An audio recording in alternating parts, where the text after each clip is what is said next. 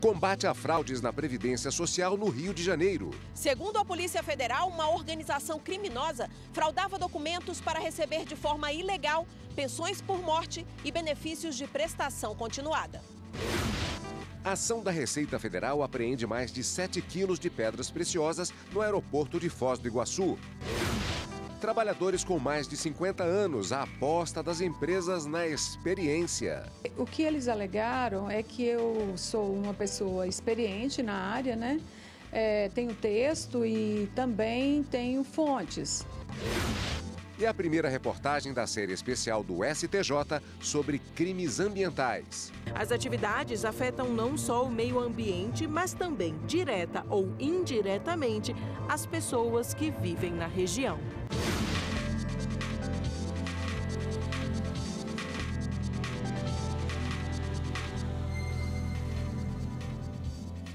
Olá, boa tarde. A Polícia Federal cumpriu na manhã de hoje, no Rio de Janeiro, mandados judiciais em uma operação contra fraudes na Previdência Social. Um esquema criminoso está sendo investigado desde 2017 por receber benefícios de forma irregular. Quem tem mais detalhes e conversa com a gente agora, ao vivo, sobre o caso, é a repórter Daiane Garcês. Boa tarde, Daiane. Boa tarde, Carlos Eduardo, e a todos que acompanham a TV Justiça nesta quarta-feira. É exatamente isso. De acordo com a Polícia Federal, uma organização criminosa fraudava documentos para receber de forma indevida pensões por morte e benefícios de prestação continuada. Só para ter uma ideia do tamanho do esquema, em um dos casos, uma só pessoa estava com a procuração para receber 22 benefícios. Os mandados de busca e apreensão são cumpridos nesta quarta-feira nos municípios de Caxambi e Anchieta, os dois na zona norte do Rio de Janeiro. Houve prejuízos para os cofres públicos. De acordo com o Ministério Público, esse prejuízo está estimado em quase 2 milhões de reais. Carlos Eduardo. Obrigado, Daiane.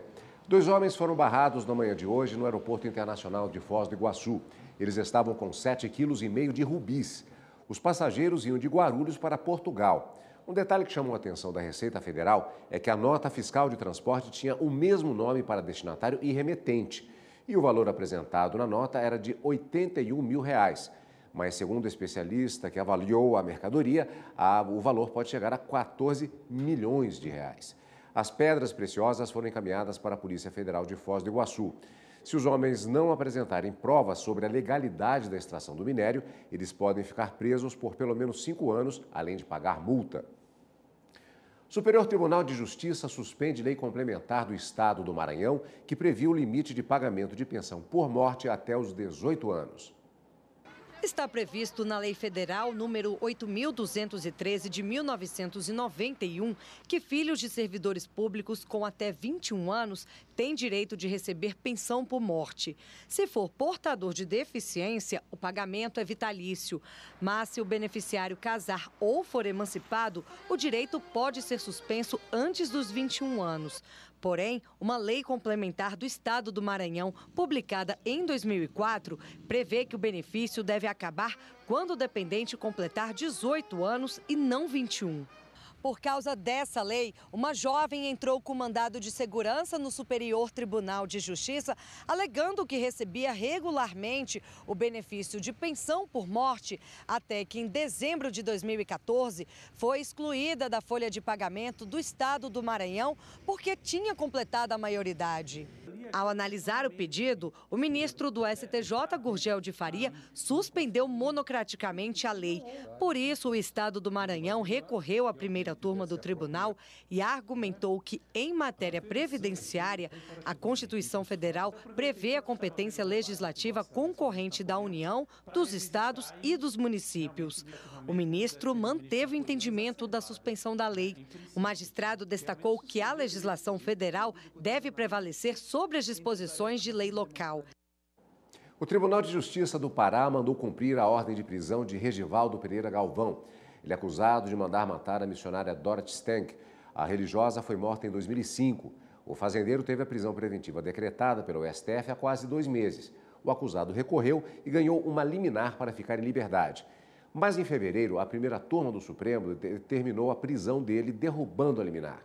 A Superintendência do Sistema Penitenciário espera receber a ordem para cumprir o mandado. Regivaldo Galvão foi condenado a 30 anos de reclusão. E no próximo bloco, quando a maioridade faz a diferença no mercado de trabalho. As empresas elas buscam recursos, sejam recursos materiais ou recursos humanos, que possam aumentar o seu desempenho.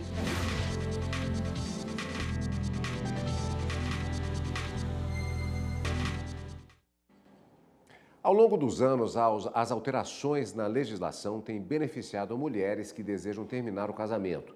No Congresso, tramita uma lei que vai permitir às vítimas de violência doméstica pedir a separação na hora que iniciar o processo criminal. Mulher, independente, formada na universidade com uma carreira promissora. Tudo isso não foi suficiente para que há 40 anos, quando quis se divorciar do marido, Zara tivesse a decisão respeitada. A advogada sofreu preconceito de todos os lados. Já foi difícil para mim, uma mulher nascida e criada numa família tradicional. Foi muito difícil encarar a ideia da separação. O estigma da mulher separada era muito grande na sociedade. E todas as pessoas cobravam, você vai ser mulher separada? Como é que você vai viver separada do marido? Onde você chegar, ninguém lhe aceita. Mas eu não consigo mais, nós não conseguimos mais viver juntos. Vamos terminar numa violência doméstica, o que a gente não queria. Era 1980, apenas 3 anos depois de uma emenda constitucional permitir a dissolução do casamento. Até então, nenhuma união podia ser desfeita no papel. Naquela época, as mulheres eram taxadas de desquitadas, separadas, quase sempre pejorativamente. Encerrar um casamento já era permitido, mas as pessoas demoraram a aceitar esta condição social. O que mostrou que a luta feminina não parava por ali. Em 1988, com a nova Constituição Federal, o casal que queria se divorciar precisava primeiro pedir uma separação judicial, que é quando homem e mulher não precisam mais cumprir as obrigações da relação, e esperar 2 anos para pedir o divórcio. O primeiro ponto fundamental é que basta a vontade. Eu não preciso de ter um motivo para eu divorciar, um adultério, uma injúria grave, nada. Basta o meu desejo de não ter mais aquele vínculo conjugal. E o outro ponto que ele me trouxe é a desnecessidade de uma separação judicial ou uma separação de fato, que era um requisito necessário para a conversão no divórcio. O divórcio simplificado só chegou efetivamente em 2007. Uma nova lei permitiu que as separações também pudessem ser feitas de maneira extrajudicial.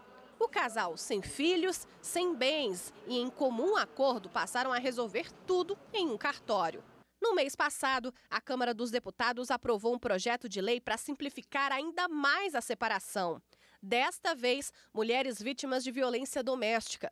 A ideia é que elas possam se divorciar no mesmo processo que as protege das agressões. A dissolução da união a partir do momento da denúncia ela é um avanço muito grande no quesito de legislação e de proteção à mulher. O projeto de lei ele prevê que os servidores, os juízes, eles avisem a essa mulher, nessa situação delicada, nesse momento delicado da vida dela, de que há a possibilidade de, naquele momento, ela pedir o divórcio. Na concordância dela, o juiz tem até 48 horas para decretar o divórcio, que é o rompimento do vínculo conjugal. O projeto ainda precisa ser aprovado no Senado Federal. Paciência, resiliência, maturidade e conhecimento adquirido ao longo da carreira podem ser diferenciais para quem busca uma vaga no mercado de trabalho. As empresas também têm apostado nos mais experientes. Com 61 anos de idade e quase 40 de profissão, essa jornalista é daquelas que não pensa em parar de trabalhar. A estante cheia de livros mostra a vontade de aprender sempre mais para escrever boas reportagens. Mesmo depois de aposentada, Malu preferiu continuar na ativa. Ela conta que deu uma pausa na carreira por 2 anos e morou um tempo nos Estados Unidos. Ao regressar do exterior, logo veio o convite: voltar a ser repórter na empresa de comunicação onde atuava antes de viajar. O que eles alegaram é que eu sou uma pessoa experiente na área, né? Tenho texto e também tenho fontes. Em tempos de discussão sobre reforma da Previdência e aposentadoria, uma coisa é certa: o brasileiro está trabalhando por mais tempo. Segundo dados da Relação Anual de Informações Sociais, o número de pessoas com idade entre 50 e 64 anos no mercado formal de trabalho cresceu quase 30% entre 2010 e 2015. A quantidade de trabalhadores com mais de 65 anos também aumentou, quase 60%. E o setor que mais contrata é o de serviços, seguido pela indústria e o comércio. Para essa especialista em gestão de carreira, as estatísticas são resultado do aumento da expectativa de vida do brasileiro, que hoje é de 75 anos. Ela também observa que o preconceito com os profissionais mais velhos já não tem muito espaço nas empresas. As empresas elas buscam recursos, sejam recursos materiais ou recursos humanos, que possam aumentar o seu desempenho, para que ela ganhe na regra aí da competitividade, ela possa conquistar mais clientes e ter um lucro maior. E como diz o ditado, nunca é tarde para recomeçar, o primeiro passo para quem quer iniciar uma carreira ou se manter no mercado de trabalho após os 50 anos é acreditar em si mesmo. Se você, que é mais experiente, que tem mais de 50, mais de 60, partir do pressuposto que você está velho, esse é o maior pecado. Então, primeiro, a minha dica é, saiba o quão produtivo você é. É o famoso, analise com você quanta lenha você tem para queimar.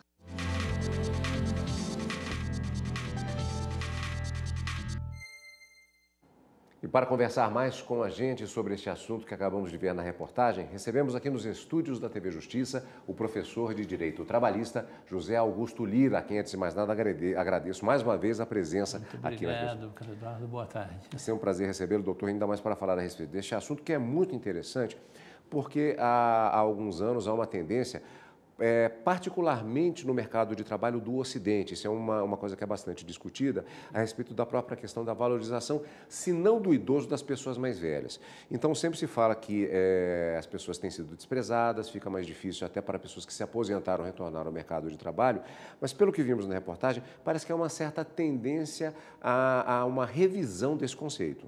Perfeito. Boa tarde. As empresas, meu querido Carlos Eduardo, prazer revê-lo, elas estão adotando uma característica muito importante. As empresas com responsabilidade social, e eu chamo desse nome, o direito chama desse nome, elas estão trazendo toda essa ferramenta trabalhista, né, que essas pessoas trazem nas suas mais variadas profissões, para o cunho, né, para o corpo de trabalho delas. Com qual objetivo? Você não pode, não deve, e hipótese alguma, deixar de lado o que essas pessoas têm de conhecimento, independentemente da tecnologia. Então, não é verdade que essas pessoas estejam sendo afastadas do mercado de trabalho. O doutor abordou exatamente uma questão da tecnologia. Ontem mesmo vimos uma reportagem da TV Justiça falando a respeito da própria máquina de escrever. Eu ainda peguei isso, ainda fiz o curso de datilografia e hoje em dia nós temos os aplicativos, se fala até na extinção dos cursos de caligrafia.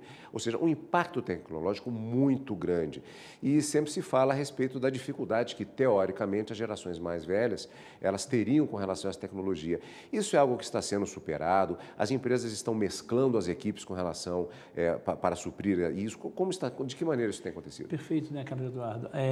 Eu, por exemplo, advogo para empregadores e empregados, né? E nas empresas que nós detectamos um grande potencial, você com 60 anos está no auge, se você levar em conta a expectativa de vida vai a 74,8 pelo direito previdenciário, a pessoa que nós queremos, as várias pessoas que nós queremos fazer essa mesclagem, né, se ela não tem esse conhecimento das ferramentas, né, se não sabe transitar nas ferramentas, os empresários estão dotando essas pessoas da ferramenta necessária, da linguagem, do Excel, né, de como transitar propositivamente para a empresa dentro de um trabalho das redes sociais, que, se bem usado, pode trazer um retorno muito positivo para as empresas, né? Então, treinamento. treinamento para dotá-los de conhecimento necessário para atuarem nesse aspecto, protegendo, evidentemente, o aspecto qualitativo, evitando uma doença do trabalho, uma doença profissional por uso excessivo da ferramenta. Doutor, falando em termos de legislação e até com relação até às pessoas mais velhas efetivamente, que já são atingidas pelo Estatuto do Idoso, o que essa legislação, incluindo também a CLT, garante? Existe alguma abordagem específica para essas pessoas? Elas garantem e elas são absolutamente claras em algo que a Constituição já diz. Né? O respeito à dignidade da pessoa humana, o respeito à justiça social. É importante para os nossos telespectadores colocar a questão das férias. As férias antes da reforma, você não tinha como parcelar as férias de quem tinha mais do que 50 anos. Era o texto legal. Salvo em condições excepcionais, você podia parcelar em 2 períodos, um dos quais não podia exceder a 10 dias. Hoje, né, e deixando bem claro, isso só vale para quem entrar na empresa após a reforma, a Lei 13.467. Hoje, o que acontece? Eu posso parcelar as férias de quem tem mais do que 50 anos. Isso aí, telespectadores e Carlos Eduardo, me preocupa, porque a OMS, quando solicita, ela não recomenda, de que as férias tenham um mínimo de 10 dias, ela está pensando no aspecto qualitativo da saúde. Então, parcelar em 3 vezes, há uma preocupação da minha parte, como advogado trabalhista, professor e previdenciarista também. Isso deve ser dito. Doutor, muito obrigado pelos esclarecimentos e vamos continuar acompanhando e torcer para que essa tendência de mesclar justamente continue prevalecendo. Eu concordo com isso. Doutor, muito obrigado. Agradeço. E a seguir o que diz a lei quando a maior vítima é o meio ambiente. Com a criação de uma lei de crimes ambientais, houve uma sistematização desse setor de lidar com o crime ambiental.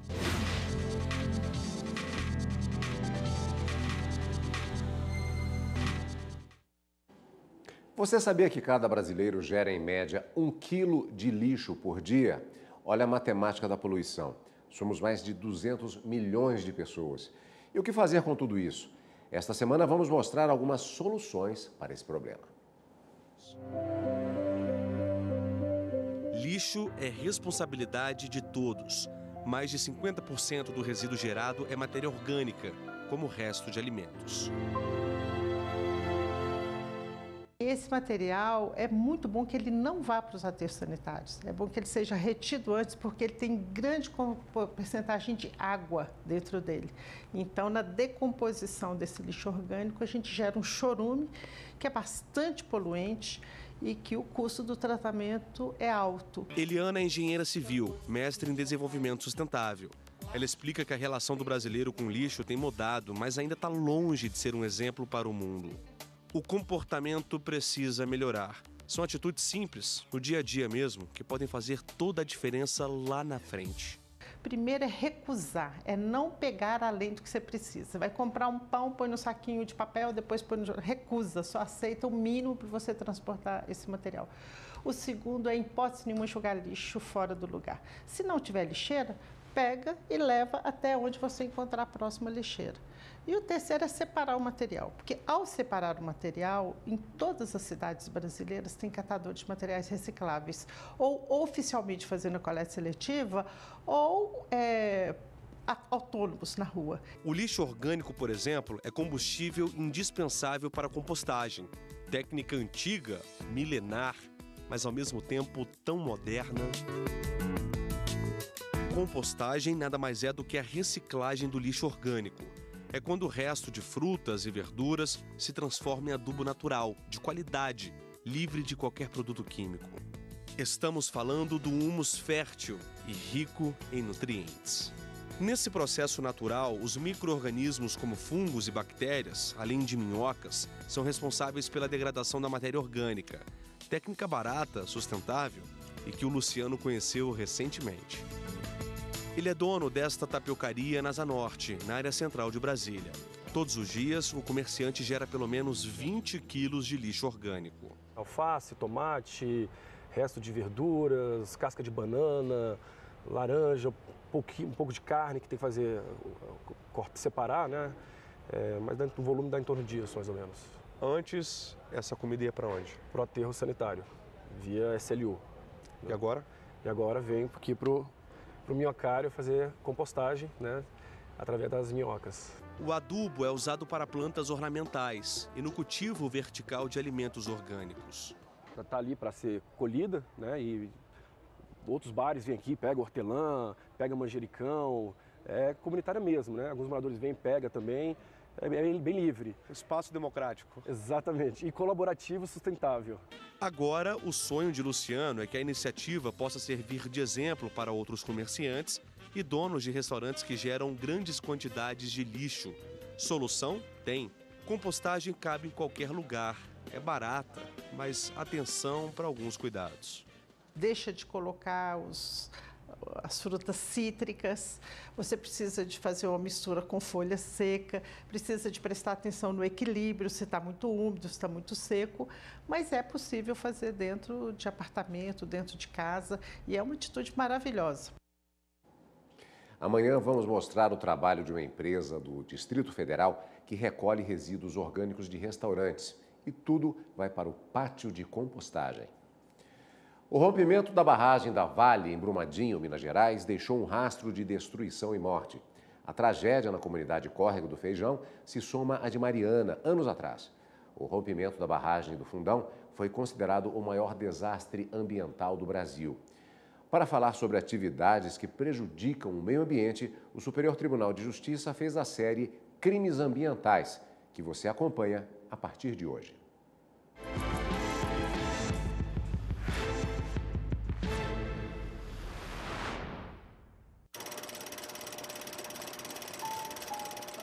Há cerca de 3 anos, a barragem de Fundão, em Mariana, abrigava 55 milhões de metros cúbicos de rejeitos que vazaram com o rompimento.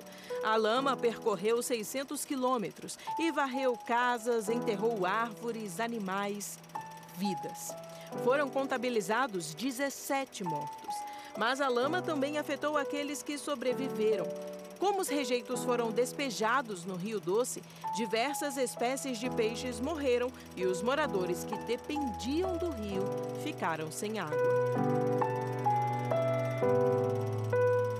De consequências ambientais ainda não totalmente conhecidas, a tragédia de Mariana motivou vários processos, principalmente contra a Samarco, mineradora responsável pela barragem. Alguns deles chegaram ao STJ. Em um deles, a Corte Especial decidiu que é de competência da primeira sessão discutir a obrigação da mineradora de fornecer água a uma das 30 áreas urbanas atingidas pelo rompimento da barragem.